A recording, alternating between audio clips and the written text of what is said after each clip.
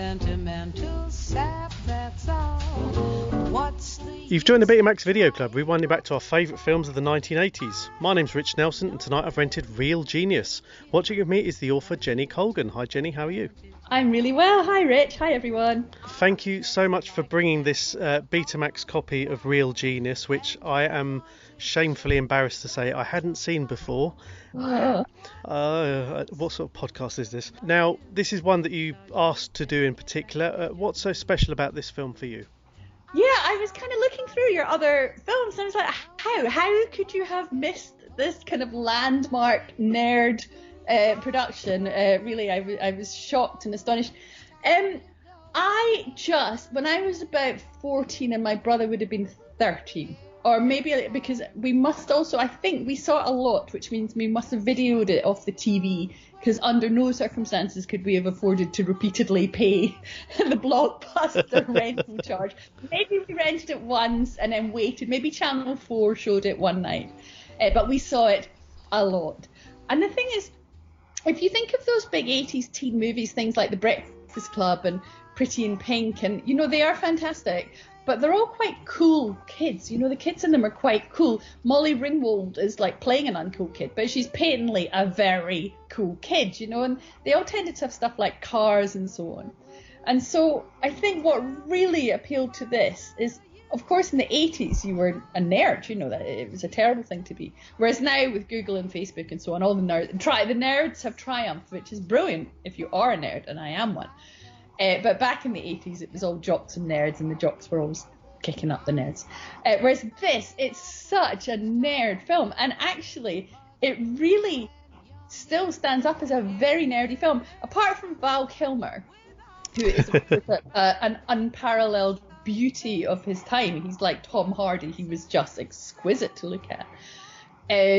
Everyone else they've cast is an actual nerd. The lead character, who's this 15-year-old genius who's been plucked from his senior school to go to some kind of college. They're a little iffy about what kind of university it actually is. I think it's meant to be Caltech, to kind of go and work on dodgy government physics things. But, he hasn't had his braces in, his teeth are all over the place, and I am the proud owner of a 15-year-old myself, and it's actually a really good balance between, although Mitch, the character in the film, is slightly more communicative than my 15-year-old who just grunts a lot. But, they're very good. He's kind of half fascinated to know what the adult world is about and half completely horrified by everything in it. And I like that. It feels very real. But actually, in the just like Doctor Who, which of course I write for and I work on, the fact that the people that win out in the end are the people that are really good at sums was extremely appealing to me then, and it still is now, even though it's actually considered quite, cool to be geeky now. You can buy t-shirts that actually say I'm a proud nerd on them, which, as my 15-year-old also pointed out, only a nerd would ever buy one. So they've had their revenge. We've had our revenge, Rich. You make a podcast sorry. about 80s movies, and I write for Doctor Who.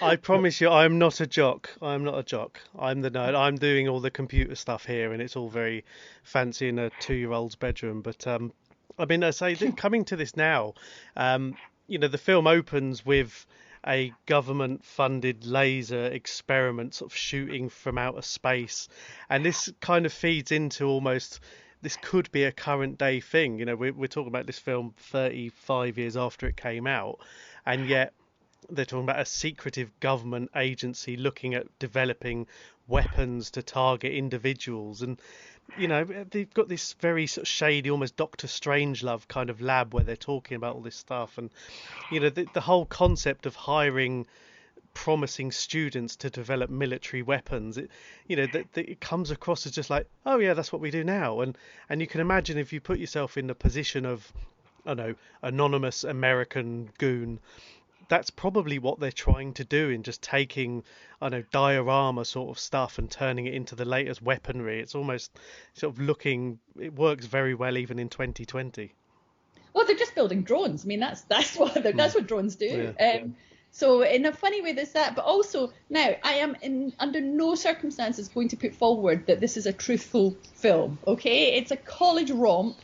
It's funny. Some of its attitudes towards the ladies are exactly what you would expect from a 1980s college romp. There's no getting past that. However, it's on the whole, it's very warm-hearted.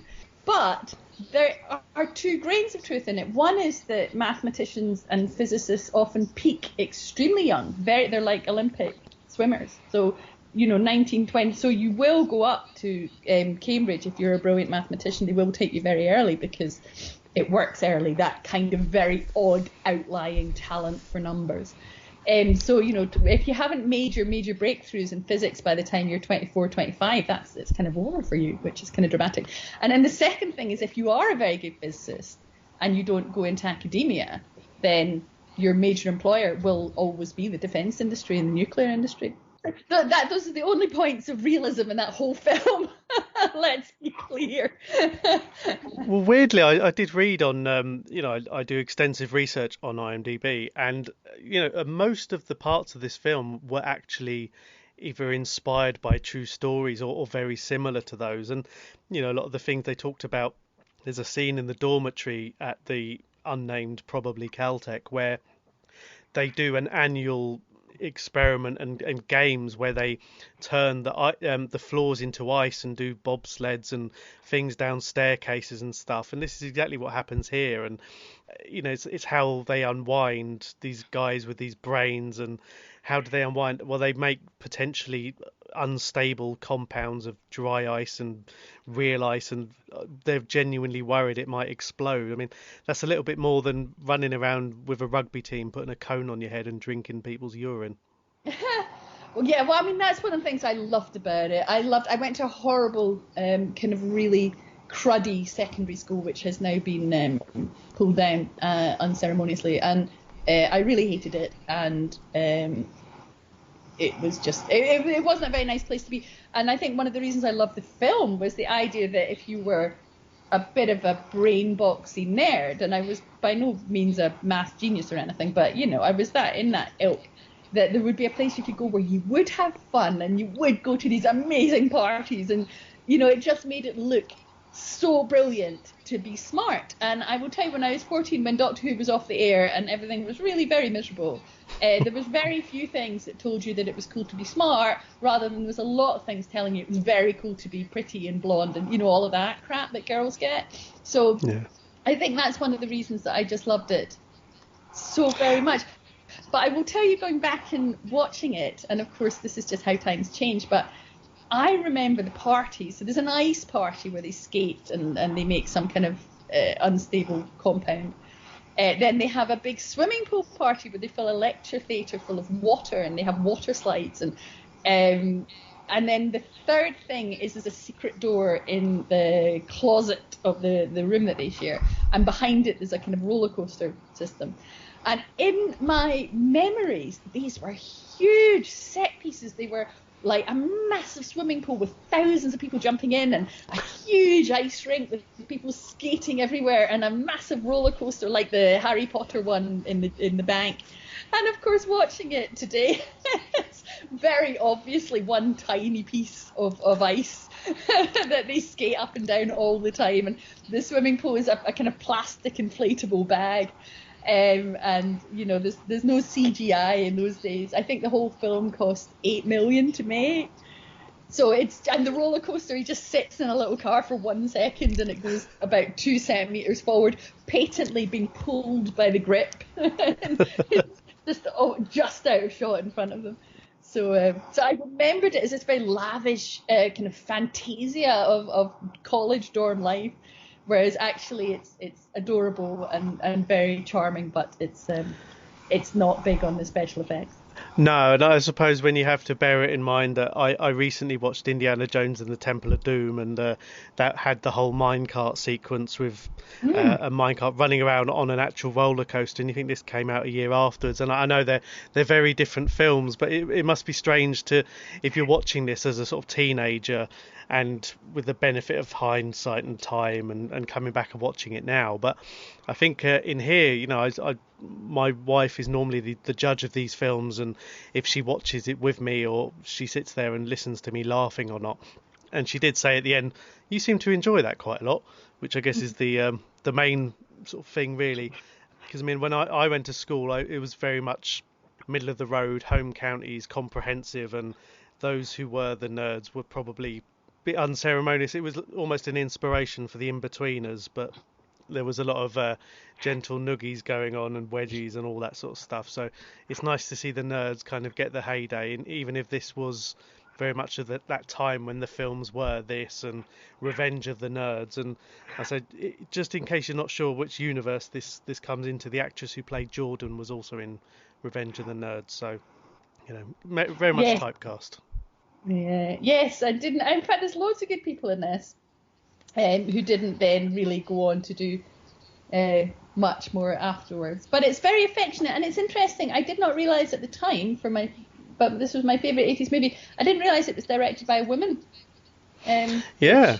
It's interesting. I wonder, there's a certain, even the kind of terrible bully Kent, who's beautifully played as this kind of allegionist, kind of terrible humour, and relentlessly taking the piss out of. But there's a certain level of, it never gets cruel, there's quite a lot of affection in it. And I wonder how much that's got to do with a female presence on set, or I don't know, maybe not. Well, no, because it's strange, because I think of the films I've done, and without numbering whichever episode this happens to be, I mean, we're talking, I could probably count the number of films with a female director on one hand, and this isn't the sort that you would assume would be done by a female director, and especially at that time. And you think that perhaps there was that element where, even, like you say, Kent, the one who has these really thick glasses and braces so big they can attach a small speaker to, even though he's bullied, but they still have an affection for him. The finale of the film where he goes into the house, they're keen and trying to save him. Yeah, they're all trying to save him. I think, and it's possible again with it's about being outsiders, and it's about making outsiders cool. And I think, being a female director in Hollywood in the 80s, you must have felt like quite the outsider. So I think that's entirely possible why there's kind of endless sympathy there for, people who are just odd, even if they're mean and odd. Whereas, of course, the evil lecturer, who's the proper baddie, he has no, he's shown as wanting to be very middle of the road and very in with government and, on telly, and that's very superficial about how he looks, and therefore he has to be destroyed, which I like. You don't seem to realize, do you? Decker is dangerous. Where's the laser? It's coming. It's coming! It's not even breathing hard, Jerry. He wants the laser by the end of the week. Now you listen to me, you groveling bug. I have exams. Well, it's funny because, a lot of people will recognise the actor who played him, William Atherton, from either Ghostbusters or Die Hard, where he played sort of officious villain type, not the main villain. He cornered the market in slimy rats in the 80s. I think Brad Whitford did as well, and then in the 90s he's always been really slimy and disgusting. And then in West Wing they cast him as really heroic. I always said how grateful he was to get out of being a slime ball. And yet you compare that to someone like James Spader, who sort of almost made a career out of it and is still working sort of up to date now. And I think his role in The Office, he was basically his characters from the 80s film, but just a bit older. He's clearly cornered that market. But, when you compare this to, his role in Die Hard, where he was just this annoying TV newsman, here he was actually decent for the role. He was, as you say, perfect description of him being slimy. He was that sort of toady, always trying to take advantage of people, and having, I suppose, your heroes of the film are this 15-year-old boy and Val Kilmer. What a pair they were. Oh, Val! It wasn't Val's first job, was it? But it was his star-making role, really, and he just bursts out of it. He just has so much fun with it. And we thought, and now, with the fuzzy wuzzy slippers on and all, and the kind of back chat, we thought he was hilarious. We thought every line of his was the funniest thing. Hey Ken, what's up with you and that bowl of Jello? It was hot and I was hungry. We just thought he was formidable in it, and it's just a great performance. He's never been more endearing, I don't think, in anything. And when I first came here for 3 years, I studied all the time. You? Yeah. And then one night, I was sitting in this chair right here. I had a vision. What? Holyfeld. The guy in the closet? Laszlo Holyfeld. No, I mean, you think like some of the list of films he did, particularly around, I mean, he had this, and Top Secret was around a similar time. I can't remember if it exactly came first, and then went on to be in Top Gun, and everyone knew him after that if they didn't already. And you know, he was so in so many big films and so many big roles, and yet, I mean, he was Batman, for God's sake. I mean, people forget about that. I mean, the film itself was mediocre, let's put it that way. But in this, he showed, you know, even at a young age, you know, he was still, you could believe that this cool, handsome guy in these monkeys t-shirts and these, you know, he's able to wear a pair of bunny slippers, and yet he's still really cool. He's the cool dude, and he's really clever as well. And I'm sad about that, because casting agents will say it's very difficult to find someone who is very good looking and very funny. Because if you're born terribly good looking, everybody laughs at anything you say. And it's hard. And it kind of made me a bit sad to watch. Obviously, his life has been difficult anyway, but the sense that when he became very famous after Top Gun and Batman, and he took these monosyllabic, very dull tentpole roles and squashed and started to take himself very seriously. That's what it feels like to me. And he lost that kind of youthful exuberance that is absolutely everywhere in this film. He just looks like he's having a wonderful time. And the relationship between him and the kid actor, who must have only been about 15 or 16, and he was about 23, comes over very well. The bromance is very nicely done. It feels very genuine, you know, when he's trying to get him to stop leaving. There's a terrible scene where Evil Kent has taped the 15-year-old crying on the phone to his parents because he wants to go home, and his parents won't let him go home. And then Kent plays this to the entire cafeteria, and it's just a real indication of how times have changed, because it's a horrifyingly terrible thing to do to anyone, which in current situations would instantly see Kent have been removed from the institution and possibly sent to prison. But you know, in the 80s, that was considered kind of, you know, it was all right that you would all laugh at some 15-year-old crying for his mother. But it's really nicely, so still, even Val, he's not sympathetic. He's just like, yeah, of course that shit's gonna happen. this is the 80s. But the relationship between the two is very well done, and there's a lot of generosity, I think, on behalf of the director and both of the actors working on it. So yeah, I missed Funny Val. He was obviously there, you know. He's funny, he's cocky, he's got the world ahead of him, which you would imagine, you know, if you're a young physicist who's a brilliant mind, is how you also feel. So, yeah, it's sad, really. And sort of looking back, you think, you know, this and I mean, the obvious comparison is Top Secret, where it shows how funny he was, and he does show flashes of that in some of his later films. I mean, he did the one with Robert Downey Jr. When was that? Maybe 15? Was that Kiss Kiss Bang Bang? I think it was. That is a really good film, actually. Yeah. And he's funny in that. It's a shame we didn't get to see. I mean, you'd hate to see him sort of go one way into complete comedy, but even watching it now, you kind of think it was almost a missed opportunity. This shows really what sort of good chops he had, and it's a shame now that, you know, we're talking about it now. I mean, I think he's basically wheelchair bound of all his various illnesses he's got, but yeah, I mean, the relationship between the two, and the scene that you pointed out, I mean, they're having a 15-year-old almost crying to his mum and dad about being homesick, and yet there's still that comedy in there where he's crying to them, and they're apparently rented his room out. And I watched it with my kids, and that really made them laugh. That really did make them laugh. Mom, are you there? Baby, you sound upset. What's wrong? I don't like it here anymore. I want to come home and live with you. It's not for you to like it. It's for you to do. You're 15 years old now. Mom, I want to come home and live with you. You want to live with me and Daddy? Yeah, Dad. I want to go back to rented out your room. My room? Mom, to who? You remember Mr. Echeverria? He's the plumber. Why can't Mr. Echeverria and I share it? Mom, I don't want to stay here anymore. Now, Mitchie, that doesn't sound like Mama's little soldier. Mitch, it's your dad. Hi, Dad. Are you crying? I'm sorry. Well, because nobody sees you. And listening to that, you kind of think like there's still that there, and the fact that, you know, this is, like you say, it's a nerd film, so the revenge that they take, or the comeback they have at Kent, it's not overly malicious, it's not horrible. They do silly things like putting his car in his dorm room. Yeah.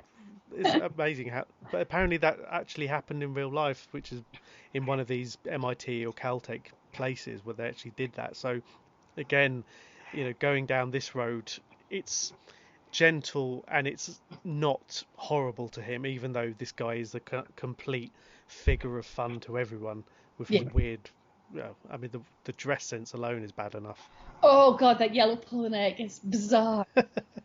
And we get the like you mentioned before, the guy who lives in the closet, who we find out is, it turns out to be Laszlo. But this whole, was I imagining that, this guy with an old McDonald's bag sneaking in a sports jacket into the closet, and it turns out that he's pretty much the brainiest guy in America, and he's using this intelligence to basically defraud competitions. I think he wins 30% of a prize share and ends up with a caravan and TVs and stuff. And I guess it goes to show if this person's not particularly motivated to do good or evil, he's just going to do it for things to amuse himself.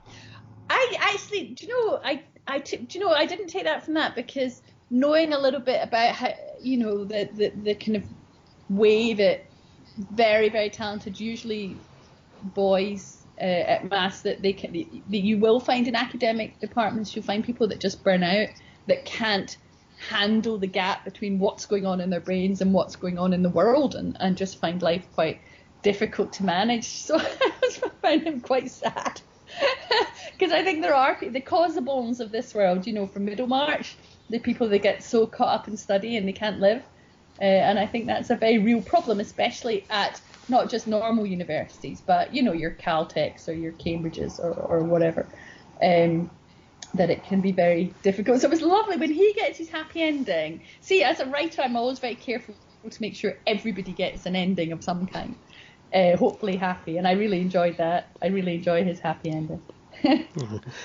The plot of the movie, you know, from the beginning, as soon as Mitch is dropped into this place, it's to develop a laser, and it's around, you know, again, this is where my science GCSE immediately becomes null and void, because I don't know anything about this stuff.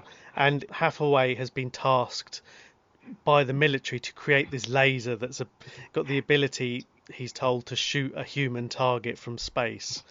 And he's got all these kids working on it and everything, and, you know, it's all about lasers and mirrors and how they generate power. And of course, when he gets given a deadline, it's Chris Knight, or Val Kilmer's character, who comes up, because he's this genius who can almost instantly think of how do we get around this scenario. And I mean, there's a lot of science in there, but I think you don't really need to know too much other than they're making progressions, and at different points people are trying to kind of sabotage that. Funnily enough, the first time I saw it, possibly the first two times I saw it, I completely forgot that there was a plot there. I was just so enjoying watching their lives unfold on campus. And, you know, there's quite a lot of campus novels and campus films where not a lot happens. You know, somebody goes through a coming of age by going to college. That's a really common, even if you look at something like Animal House, nothing happens. They just, you know, have a bunch of silly parties. And so I think the first couple of times it completely took me by surprise at this kind of sub-thrillery subplot going on. Or even like in Ferris Bueller, all they have to do is outwit the teacher. In fact, who's another of those red-headed actors who I think went to prison. Anyway. Yes, yeah. But the... And so I think the first couple of times I completely forgot that they were trying to do some government defence business. I was perfectly happy just to see them put Kent's car in his room, have a brilliant party, and humiliate the professor. That was it. So yes, there is some gubbins with the defence contract, but it's not. It won't spoil your enjoyment if you're not up on kind of laser science. Yeah, well, luckily, how they develop it and how they, because once they develop, once they work out a way of getting this laser to the required standard anyway, of course, they show it to the professor, who then steals it and takes it to the military, and their mission, and half of it is very, noble. We can't allow our invention to be used for military gain and for, something potentially damaging, and yet they also turn it into the biggest prank that they could possibly pull, which is, luckily, we get a very brief preview at the end, at the beginning, because the professor is having a new house built. Val Kilmer turns up eating a bag of popcorn. He says, "Oh no, I hate popcorn. Leave it there." Yeah. Which is not something anybody would either say or do in any given circumstance. Val Kilmer's had to get there from someone else. You don't walk about with popcorn. Well, do you know, it's where all the money that's not actually in the ice skating scene or the swimming pool in the lecture hall scene has absolutely been put into the final scene, because I cannot even imagine, in the days before CGI, they must have just done it. Well, imagine this is the thing where they've managed to, without boring it, they've managed to divert the laser by sneaking onto this plane and divert the laser to shoot into the professor's house, where Val Kilmer has set up an entire enormous, basically a pop. He's turned it into a popcorn machine, just to prank the teacher. And I mean, the logistics of that, and again, like you say, it's not CGI. They've actually had to make this. They've made, that's according to IMDb, that's real popcorn that had, and I think they used the term in there, was it either retail value or street value of about $200,000. Oh, how interesting! Yeah.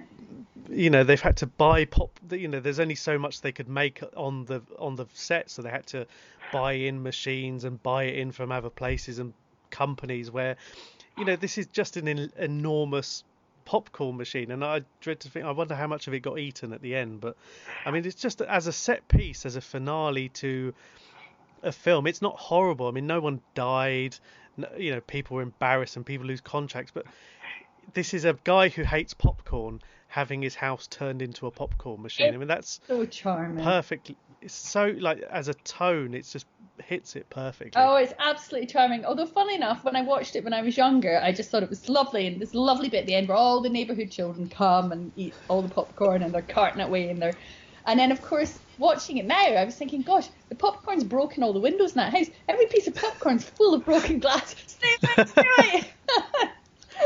Something about becoming a parent means you suddenly get to spot the really terrifying things. But as I was watching, and I was like, no, there is. I'm sure there's a little model house somewhere, but there's a lot of popcorn involved.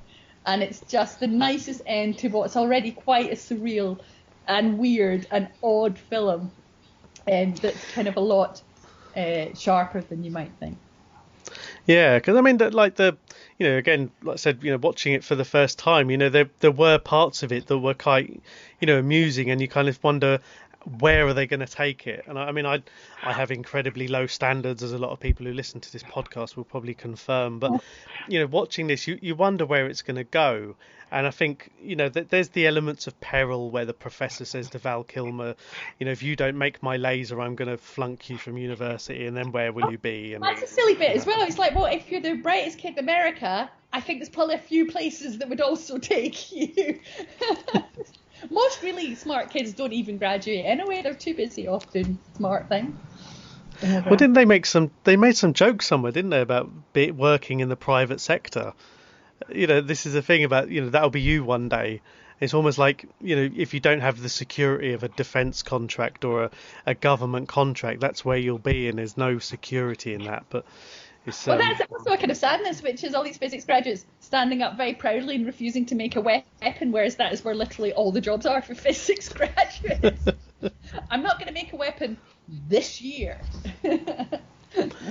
As you say, that when we get to see, the weapon in use and everything, it is just like a drone. It's on a remotely piloted stealth plane. You've got a fella in a porter cabin with a joystick aiming this sort of thing around at what looks like, I mean, it looked almost like the sort of JFK motorcade as it was going through the Yeah. desert as a moving target. Yeah, it does. Yeah. Yeah. But yeah, I mean, that's again, looking that far into the future, they must have had some inkling of that's what they were doing, is unmanned weaponry, because, it's all very close to home now. Yes, although you would think that they would then think, do you know what, unmanned weaponry is probably quite a good idea. Or maybe, As long as this is even more frightening, maybe somebody watched it and went, oh, drones, that's a good idea, and then invented them. Thus, the idea of a very peaceable film that must have come out around the same time as War Games, to which it's not 100% dissimilar, ended up proving a kind of terrifying disaster for the world. Ooh. Well, this is the thing, I guess, in that sort of early to mid 80s time when you had films like War Games and this and that Daryl one and that where, the threat of nuclear war or the threat of, and it was always the Russians, but or the communists, whoever they may be, and we're talking about it now, and you just kind of think, where are those sort of films? I mean, we're sort of swamped under the Fast and the Furious and God knows what else, but maybe one day people will look on those fondly. Yes, well, absolutely, but also I think it just became, a little bit more acceptable. I think the very worst I saw must have been about 2001 True Lies, is it? Oh, yeah. They have Art Malik, who's an actor I've always really liked, playing a kind of Middle Eastern terrorist. And it's appalling. It's dreadful. It's really, really bad. And I think after that, either to be a baddie, you had to be English, which is fine, or an alien from space. You had to be Thanos after that. I think it just, to kind of use those broad brush stakes to make money in a big explodey film, I think just became a little sensitive. For good reasons. I mean, where's your Alan Rickman? That's the class we're looking for. There's only ever been one Alan, alas. Yes. But again, sort of looking at this now, and, it's weird because when you suggested talking about this film, and I remember watching it thinking, it's just one of those, why have I not seen this? I've seen Top Secret a million times. I've seen Revenge of the Nerds and everything in between, and I'm not sure, because I mean this film didn't even apparently get a UK cinema release, which is one of those things where you kind of I wonder where that would have been time wise. What would have kept this out of the cinemas? I mean, it would have been, I don't know, probably a Bond film. It was 1985, so either that or Back to the Future or something like that. But I don't know, maybe some of the humour might have been lost on or at least they thought it would be lost on UK audiences. Yeah, maybe, I don't know. I didn't know it didn't get a UK cinema release. I just know that we picked it up and just, yeah, you're right. 85 was a big, busy year at the cinema, wasn't it? And of course, they only had one screen, so it wouldn't have been like the Screen 3 thing that you could have seen. You could have watched Bond, Back to the Future, both of which were great that year. And yeah, that was it. And then straight down to your video club. Well, this is the perfect film, I think, that would have been that one that would have done pretty well on the rental scene, sort of coming back, and if you're a teenager or when you come back to it slightly older after a few beers on a Friday or Saturday night and stick this on, or you find it on sort of late night on Channel 5 or something like that, it seems absolutely perfect. And I mean, I don't think I've ever even seen it advertised. Well, the fact that even you haven't seen it, I kind of thought it would kind of soften into a cult classic, something along the lines of Office Space, that people would quote from it and just kind of come back to it in a way. But no, it's quite lonely kind of forming a cult that's only got you in it. And where everybody else that appeared in the film or had anything to do with it appeared to give up the entire industry of film immediately after they shot it. I always try and keep an eye, because Amazon Prime had this for quite a while, up until obviously about the week before I actually needed to watch it, and it wasn't there anymore, so I had to pay. But this is one of those things where Amazon Prime seem to be sort of stockpiling those sort of films that a lot of people remember or have them on video or something like that, but they're not widely talked about. And I think there is certainly a place in people's video libraries for this. Yes. I think really, especially if you've got a little maths nerd in the house, you should show them. Did you actually own a copy, or did you have to get one? Oh no, we didn't own anything. No, that's what I was saying before. So my sense is, I think we rented it once and just thought it was so funny And then at some point, I think Channel 4 must have shown it and we must have taped it. Because for us to have watched it again and again, that's what would have had to have happened. Videos were unbelievably expensive then. Wasn't it about 70 quid to buy a film on video? I think originally, yeah, and even some of them, you know, if you bought them before, I mean, they'd take a year or two to come out, wouldn't they, some of them? And, you know, if you were lucky, you might get one in the sort of 86, 87 for maybe 20, £25. But, and what about now? Do you have a copy on DVD? No, I don't have a physical copy of anything. I've even stopped buying books, which a novelist and a full-time reader is. We moved a couple of years ago. We were living in France and we moved back to Scotland. And I was like, right, that's it. No, do you know, I didn't have a big DVD collection. I had X-Files, Doctor Who, you know, that kind of stuff. Buffy. But actually, it wasn't getting rid of the DVDs. Getting rid of the CDs was emotionally very difficult. If you think of what percentage of your kind of disposable income you spent over the years on music, and trying to explain to children that music used to cost money, that was both me and my husband, and it was such a stand of like, right, if you'll do it, I'll do it. We took them to the Oxfam record shop, but it was, and I was like, fine, that's all right. I'm not going to look at any of them. I'm just going to take them. And then he was just, I mean, gosh, it was. If you think about it, £10 to £12 per CD. Yeah. Oh, it was awful. But no, I think the only video I ever Kate Bush's music videos, because pre YouTube you just couldn't see them, you just couldn't guess them. I mean, we had the same conversation, just slightly off topic, with my wife, you know, with CDs, and I think at one point both of us were members of that, you know, that Britannia Music Club where you had to buy.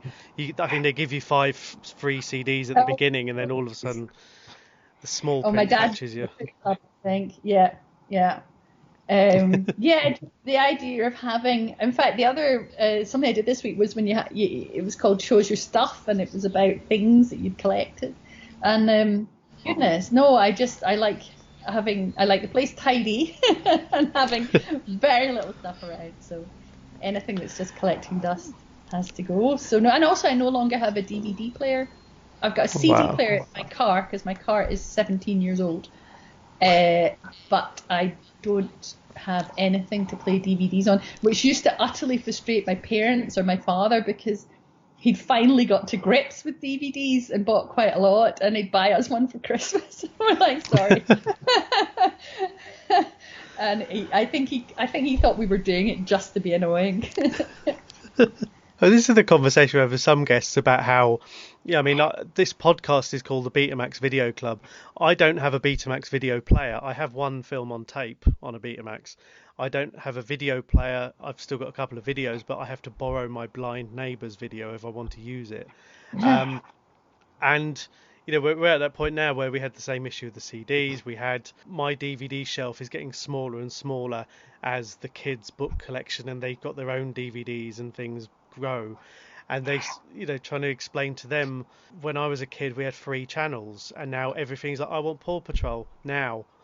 You know, I'll just press a couple of buttons on the remote, and there it is. Oh, I know. I remember my daughter being furious if a song came on in the radio and I couldn't immediately put it on again. She'd be like, again. I'd be like, radio, it doesn't work like that. You can just, I mean, imagine having to record the top 40 off Radio 1 on a tape and then cut out the adverts and the bits in between. It's, haven't times changed? I never sound older than, it is also a problem because, you know, the kids get pocket money for doing chores and then they have literally nothing to spend it on. I never sound older than explaining to my eldest that it took me 4 weeks of working in Woolworths. I used to dust in Woolworths. 4 weeks of working in Woolworths to save up enough to buy So by Peter Gabriel, which was, by the way, completely worth it. But it was $5.69. But it's you know, whereas now everything is right there. And do you know this is a little heavy for a light podcast about forgotten 80s movies. But I do think the way we don't communally share entertainment or news sources is not necessarily very good for us. I don't think it's good for the discourse. Like, for example, I hate all sport, all of it. I have no interest in sport. I don't get it. But when I was growing up, I could tell you who was Sports Personality of the Year. I probably watched A Question of Sport, even though, because there was nothing else to watch. I had an idea of what was going on. And in the same way, people that didn't care about music would probably watch Top of the Pops because, so you'd share, so they know a little bit about pop music. Whereas now, nobody knows anything about anything that isn't their very specific interests. And look at us, we're all falling out, we're all screaming at each other, we can't see each other's point of view, we can't be subtle.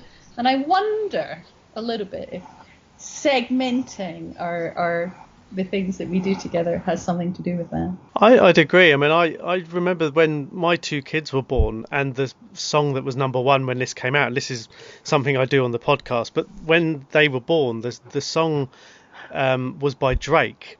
And this is the thing, because I don't watch Top of the Pops and I don't listen to Radio 1 because they don't play the sort of music I like, I don't know what songs they were. And which is embarrassing in a way, this sort of thing maybe as a parent you should know. But I know it's by Drake, and my wife said, "Oh, it's that song that was number one when Child 1 was born." I was like, "What?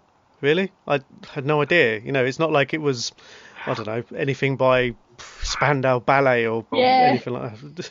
No, it's true. You don't have general knowledge in the same way, because also if you get your media online, they're constantly pushing you towards stuff you already know you like, which is not very healthy. Anyway. No. But then with this film, I mean, this is the sort of film that, it would be, oh, have you seen this? I've got a copy of it. I taped off the TV, and you show it to your mates. Whereas now it's, I bought this film on iTunes. But if I want someone else to watch it, either I have to give them my password, yes, or they have to go and buy it themselves. Yeah, I know. So, although I have to say, I've enjoyed the kind of the way Netflix drops things and everybody watches them all at once. There was a point at the beginning of lockdown where nobody wasn't watching The Tiger King. Everybody was watching it. And everybody started to speak like The Tiger King and talk about how much they hated Carol Baskin all the time. And, I don't think, I know what you mean, but I don't think it's quite gone yet. There is a sense. Like, at the moment I'm watching I May Destroy You, the amazing Michaela Quell show. And, you go on Twitter, and so is everybody else, and you can chat about it. And so... But yeah, you're absolutely right. You can't say, here, I take this off the TV for you. Or if they do. But you can make someone a Spotify playlist. Yeah, that's true. And I say, maybe if this pops up on Netflix or Amazon again, I'll be prodding everyone, going, go watch it now, go watch it now. Just like, there's a couple of other films I have that a lot of people go, I'd never heard of that, or I'd never seen it. It's like, well, look, it's on Netflix now, go watch it. Well, what would you absolutely recommend? Well, 2 nights a week, we have a family film viewing, and tonight is the night. And I think we're going to go Eurovision, but what would you say I was missing out on that's on Amazon Prime or Netflix right now? Are we talking modern or 80s based? Oh, 80s based.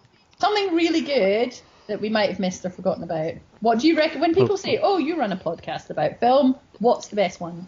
Well, the best one I've seen that seems to have popped up recently is, and this is one of those that a lot of people who are younger don't know it, and it's A Fish Called Wanda. Like, it's ridiculous. I think it's on Netflix at the time of recording. I think it's on Netflix now. And, when I talk to people about it, unless they are my age or older, it's one of those that people forget about. And it's brilliant. What about it? It is brilliant. There you go. Thank you. That's perfect. It's going straight on the list. Part of their Yeah. And this, again, I won't bore you by going back to that episode, but again, going back to watch it and you realise how great it was, and yet, that it won an Oscar and everything, and it gets, people talk about it on Twitter or whatever when it's on TV, but it's not one of those that gets mentioned very often otherwise, and you kind of think like maybe there's something in there that might be worth exploring. So yeah, is it a little odd to watch them make fun of the stutterer now? Yeah. That was, funnily enough, that was the one point we picked up on that episode about it being, to use a 2020 word, problematic. Yes. But, when you bear that in mind with Michael Palin did a lot of research into that, and he tried to do it in terms of his portrayal of the stutter anyway, was quite sympathetic. It's only the people who took the piss out of him and made them look like small-minded, horrible people. So I think that was the only controversial side that could have been done a lot worse. So I guess it's like anything now; it has to have a disclaimer at the beginning that filmed at a different time or something like that. But Yes, I went to show the kids the Goonies, and it has a massive disclaimer on Sky Movies. oh, does it? The description of the film says this film was shot when attitudes were different, and I cannot remember. Is it the kid that's a little overweight? I don't know. I'm not quite sure. Maybe it Right, but the wouldn't kids, be sloth, would it? the kids immediately refused to watch it. So. Oh, bloody hell. I mean, I know they had that because there was a big thing. I mean, in the last few weeks, they talked about these warnings are now starting to pop up on films, and they had one on Flash Gordon about cultural differences, I think, and there was one on aliens as well, which got people very confused. And then they had one on Trading Places, and you kind of think, yeah, that's bang. That's bang. I showed the kids Trading Places, and it wasn't remotely appropriate for these days. Although, let me also tell you, they laughed their tiny hands off. But I know it wasn't remote. What's the issue with aliens? Well, no one seems to know. I mean, there's some. I think there's a couple of jokes in there about a Hispanic character that they insult that she might be a man, because of her physique or something. And so that's the closest that I think we've seemed to have got to that. And on Flash Gordon, we looked, and it was basically they portrayed. It was a white man as Asian because of the way he was dressed. Oh, and that, but yeah. No, it's the same in Doctor Who. The Wang Chiang things was quite an issue. Yeah, but that's a nice downer to bring us down. But yeah, times have changed. I don't think you have to see it that way. I think you have to see it as good, because if you have one of my children has a stutter, and so I would be a little wary about making a film where the guy with the stutter got relentlessly tormented. So. I think the real sad thing in this, Rich, is we're getting old. We are. So this is not sad for the generation ahead of us of being a little more thoughtful to the people that are around them. It's sad for us because we are a dying species. It's the people who shake their fist that they've taken an episode of Fawlty Towers off the telly. So. Yes, let it talk. Yes. Yes. Well, Jenny, thank you very much for coming along with your copy of Real Genius. Now, where can people find you? And more importantly, where can people buy your books? Oh, well, you can buy my books anywhere now because, yes, even in Scotland, bookshops are open. Sorry, I don't know when this is going out. So at the moment, bookshops are open. 500 Miles is just out, about two healthcare workers separated, one in a city in London and one in the wilds of Scotland. And you can find me on Instagram at Jenny Colgan Books or Twitter on @Jenny Colgan, although I am trying to cut down on my Twitter habit. I don't think it's good for anyone. I don't think it's good space. On the other hand, Rich, if I hadn't been on it, I wouldn't have seen you and I wouldn't have got to do this. So there. It has brought us together, and thank you very much. And it was great that you asked to be on here because I'd been meaning to ask you for ages and I was a bit nervous. So thank you very much. Cheers, Rich. And as is tradition on the podcast, now normally I play out the episode with whatever was number one in the charts in the UK when the film was released. Now, as we discussed, this apparently didn't get a UK cinema release. So I'll play out the podcast with the song that played out the film, which was Everybody Wants to Rule the World by Tears for Fears, which was a classic and didn't get to number one in the UK. But Jenny, thank you very much. Yeah, you are so welcome, and brilliant choice of song to leave on.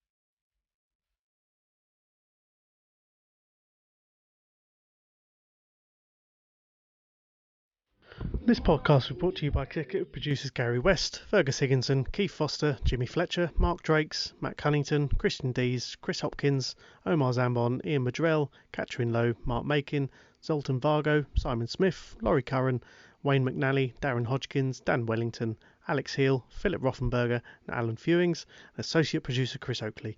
Visit patreon.com/Betamax Video Club for more information about bonus episodes, early access, discounted merchandise and